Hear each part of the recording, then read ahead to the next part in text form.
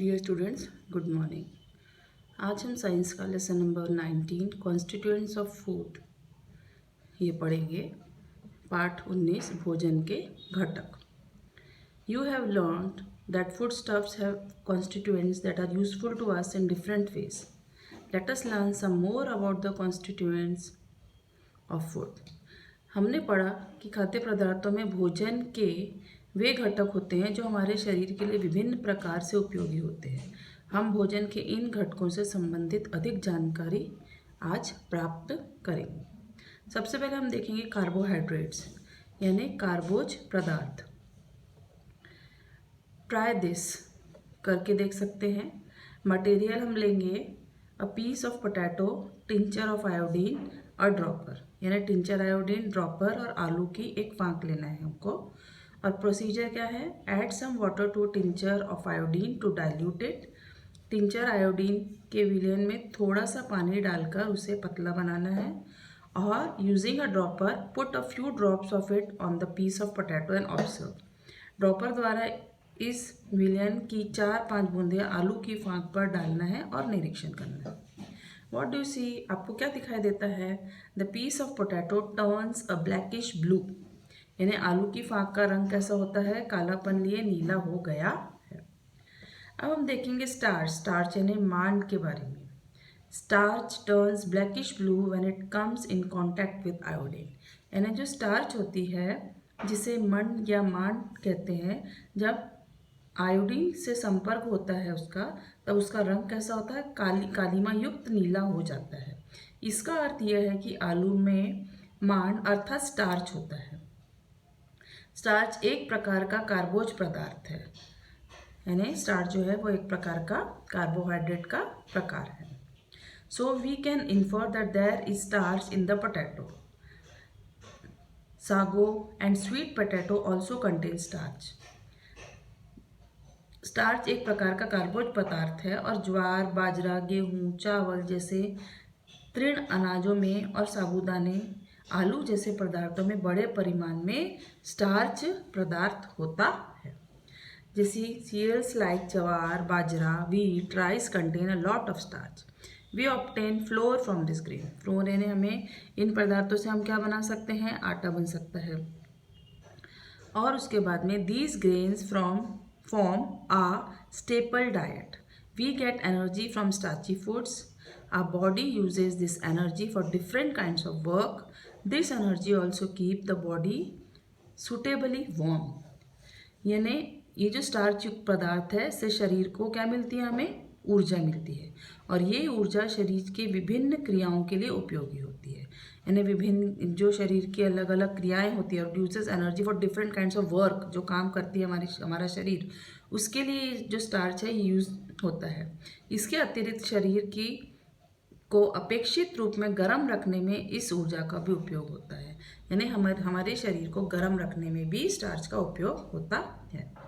When the starchy food we eat are digested, sugar are formed. यानी जब हम ये जो स्टार्च युक्त पदार्थ खाते हैं तब उनके पाचन से क्या तैयार होता है? शर्करा बनती है। This sugars burn slowly in all parts of body, releasing energy. और इस शर्करा का शरीर के सभी भागों में मंद दहन होता है और उससे ऊर्जा मुक्ति होती है। In other words, sugar formed by digestion of starch act as fuel on our body. और दूसरे अर्थ में जो स्टार्च के पाचन से प्राप्त शर्करा है शरीर के लिए ईंधन का कार्य करती है। अब हम देखेंगे नेक्स्ट है शुगर्स। फर्स्ट हमने देखा कार्बोहाइड्रेट्स, अब हम देखेंगे शुगर। शुगर यानी हिंदी में हम उन्हें बोलेंगे शर्करा। Food stuffs that test sweet contain different kinds of sugar. यानी जो फूड स्टफ होते हैं उसमें डिफरेंट काइंड्स ऑफ शुगर होते हैं। मीठे लगने वाले खाद्य पदार्थ में विभिन्न प्रकार की शर्कराएं होती है। For example we can obtain jaggery and table sugar from sugar cane because it contains a sugar called sucrose. उदाहरण के लिए गन्ने के रस से हम गुड़ तथा शक्कर तैयार कर सकते हैं क्योंकि उसमें सुक्रोज नामक शर्करा होती है। Ripe fruits like mango, banana, chiku, as also honey and milk also contain various kinds of sugar. पके हुए आम, केले, चीकू जैसे फलों और शहद, दूध इत्यादि में भी विभिन्न प्रकार की शर्कराएं होती है। दे टू गिव अस एनर्जी, उनसे भी शरीर को क्या मिलती है? ऊर्जा मिलती है। अब मटेरियल देखो, अ फाइन सी छन्नी लेना है हमको और होल व्हीट फ्लोर लेना है, चक्की में पिसा लाया गया आटा हमको लेने का है। प्रोसीजर, सिफ्ट द फ्लोर यानी क्या करना है हमको? उस आटे को छानना है। क्या दिखाई देगा आपको? Most of the flour falls through the sieve but some larger particles are left on the sieve. यानी आटे का अधिक से अधिक भाग छलनी में से नीचे गिर गया, परंतु कुछ बड़े कण छन्नी में रह गए हैं। ये हमको दिखाई देगा, कुछ बड़े बड़े कण जो रहते हैं वो छन्नी में ही रह जाते हैं। अब थर्ड हम देखेंगे फाइबर। व्हेन ग्रेन लाइक जवार, wheat is ground into the floor, the particles in the floor are not all alike। यानी जब गेहूँ, ज्वार जैसे अनाजों को पीसकर माहीन बनाने पर भी वे एक जैसे माहीन नहीं होते, यानी वो एक जैसे माहीन हमको नहीं दिखते हैं। अगर हम पीसते हैं ग्रेन लाइक जवार, व्हीट ग्राउंड इनटू फ्लोर यानी आटा बनाते हैं, तो जिसको पार्टिकल्स है जो वो एक जैसे नहीं होते। When the flour is shifted यानी जब आटा छाना जाता है, we find the larger particles left behind on the sieve. These particles are fine piece of skin और ब्रैन ऑफ द ग्रेन्स। यानी जब हम छानते हैं इस आटे को छलनी में से मोटे कण बचे रहते हैं, छलनी पर बचे हुए ये कण उस अनाज का चोकर है। चोकर वास्तव में एक रेशेदार पदार्थ है और आहार नाल में रेशेदार पदार्थों का अलग उपयोग होता है। और जो हमारा brain is the fibrous substance and in the process of digestion fibers has a special function. Fibrous substance helps the food to move forward in the alimentary canal at the right speed. यानी क्या होता है? खाया गया भोजन आहार नाल में से आसानी से आगे खिसकता है। रेशेदार पदार्थों के कारण यह भोजन समुचित गति से आगे बढ़ता है। The undigested food is of no use to the body. जो भोजन का अनपचा जो भाग रहता है शरीर के लिए अनुपयोगी होता है। Fiber helps to form stool from this undigested food and the fiber is also called roughage. इस अनुपयोगी भाग से विष्ठा तैयार होने में रेशेदार पदार्थों की सहायता मिलती है। रेशेदार पदार्थों से सहायता मिलती है। रेशेदार पदार्थों को सीठी भी कहते हैं, यानी क्या बोलते हैं उसे? रफेज को यानी सीठी बोला जाता है हिंदी में। Fruits and vegetables specially the skin, whole grains and pulses are all source of fibres in food. फलों के छिलके, सब्जियों के रेशे तथा छिलके की हरी हरी सब्जियां, अनाज, दलहन, ये सभी रेशेदार पदार्थ है। यानी ये सारे क्या है? रेशेदार पदार्थ है। If a food does not contain enough fibre it can lead to constipation. आहार में पर्याप्त मात्रा में अगर रेशेदार पदार्थ ना हो तो हमें कब्ज की बीमारी हो सकती है। Up to now we have learnt about 3 types of substances present in the food. अब तक हमने देखा खाद्य पदार्थ में पाए जाने वाले 3 प्रकार के पदार्थों की जानकारी प्राप्त की।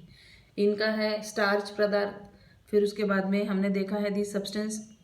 सबसे पहले हमने देखा स्टार्च, फिर सेकंड शुगर एंड थर्ड देखा हमने फाइबर्स।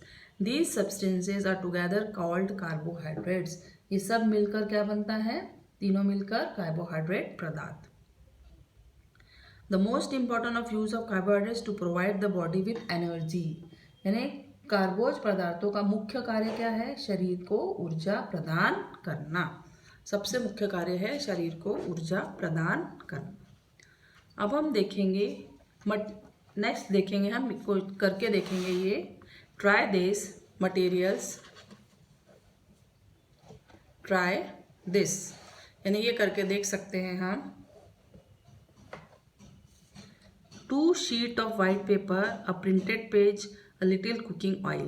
यानी हमें ये लेना है, क्या क्या लेना है? 2 सफ़ेद कागज़ लेना है, कोई एक छपा हुआ पृष्ठ, थोड़ा सा खाद्य तेल।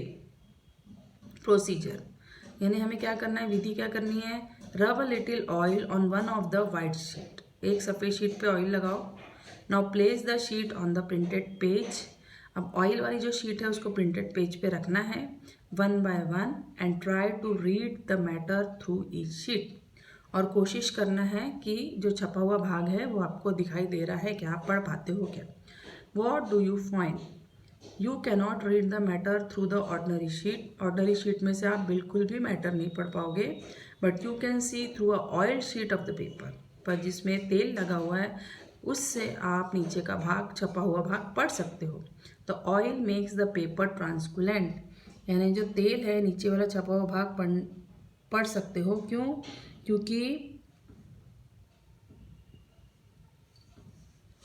क्यों पढ़ सकते हैं आप, उस कागज़ के नीचे वाले छपे भाग को पढ़ सकते हैं क्योंकि तेल के कारण कागज़ पारभाषक हो गया है, ट्रांसपेरेंट यानी पारभाषक हो गया है। अब नेक्स्ट हम देखेंगे फैट्स, फोर्थ पॉइंट, यानी वसा युक्त पदार्थ। Oil is a fatty substance, paper becomes transparent when a fatty substance is applied to it, paper becoming transparent is a sign of the presence of the fats in the foodstuffs kept on it, यानी तेल का वसायुक्त पदार्थ, तेल एक वसायुक्त पदार्थ है और वसायुक्त पदार्थ लगाने से कागज पारदर्शक हो जाता है, आपने देखा, और कागज पारभाषक होना खाद्य पदार्थों में वसायुक्त पदार्थ होने का संकेत है। यानी अगर कागज पारभाषक हो गया है, अगर अपने जैसे आप घर में भजिए बनाते हैं और उसमें उसको आप रखते हो कागज पे, तो वो क्या हो जाता है, तेल कागज के ऊपर में दिखाई देता है, इसका मतलब क्या होता है, या टिश्यू पेपर पे दिखाई देता है, इसका मतलब क्या है कि जो हम खाएंगे वो क्या है, वो पदार्थ कैसे है, वसायुक्त पदार्थ है। Fat in our food also provide energy to our body, यानी भोजन के वसायुक्त पदार्थों द्वारा भी हमारे शरीर में क्या मिलती है, ऊर्जा मिलती है। They give twice as much energy as carbohydrates, मांडयुक्त पदार्थों से मिलने वाली ऊर्जा की अपेक्षा वसायुक्त पदार्थ से मिलने वाली ऊर्जा दुगनी होती है। But we include a smaller quantity of this constituent in our diet, हमारे आहार में इसकी मात्रा, स्टार्च पदार्थों की मात्रा बहुत कम होती है। और इसमें क्या क्या आता है चीज़ों में, cream, butter, ghee, oil are the examples of the fats, दूध से पर्याप्त होने वाली मलाई, मक्खन, घी और वनस्पतियों से मिलने वाले तेल इत्यादि वसायुक्त पदार्थों के उदाहरण है। फिर nuts, meat, egg yolk also contain fat, और उसके अलावा मांस, अंडे के पीतक इत्यादि में भी वसायुक्त पदार्थ होते हैं। The fats we eat get stored in our body. If food is not available for some time, the body can get energy from the stored food. There is a layer of fat under our skin. It gives shape to the body and like a blanket also prevents loss of heat from the body. यानी आहार में उपस्थित वसायुक्त पदार्थों से हमारे शरीर में चर्बी तैयार होती है। यदि कुछ समय तक भोजन न मिले तो इस चर्बी द्वारा शरीर को ऊर्जा मिल सकती है। अगर हम जैसे भोजन नहीं करते हैं काफ़ी टाइम तक, तो इस चर्बी से हमें ऊर्जा मिल सकती है, एनर्जी मिल सकती है। और हमारी त्वचा के नीचे वाले भाग में चर्बी की एक परत होती है, और चर्बी की इस परत द्वारा शरीर को क्या मिलता है, आकार मिलता है, शेप मिलता है। साथ साथ ये परत कंबल या गुदड़ी की भांति शरीर की उष्णता बनाए रखने में भी उपयोगी सिद्ध होती है, यानी शरीर की उष्णता बनाए रखने में भी सिद्ध होती है। अब द कार्डबोर्ड, द थर्माकोल और bubble wrap protect the fragile articles even when the boxes shake, fall or get hit. The article inside are not damaged similarly. मतलब इन नाजुक वस्तुओं को गत्ते तथा थर्माकोल इत्यादि द्वारा सुरक्षा मिलती है। खोखे के हिलने डुलने, नीचे गिरने तथा बाहरी धक्का लगने पर भी अंदर रखी वस्तु को कोई हानि नहीं पहुंचती। उसी प्रकार the layer of the fat in the body protects our internal organs and injury from outside does not at once cause damage to our bones or other internal organ. और शरीर पर भारी और इसी तरह शरीर की जो चर्बी होती है कि परत द्वारा आंतरिक अंगों को सुरक्षा प्राप्त होती है और शरीर पर भारी धक्का लगने पर भी हड्डियों और अन्य अंगों को कोई भी क्षति नहीं पहुंचती, कोई भी नुकसान नहीं होता है।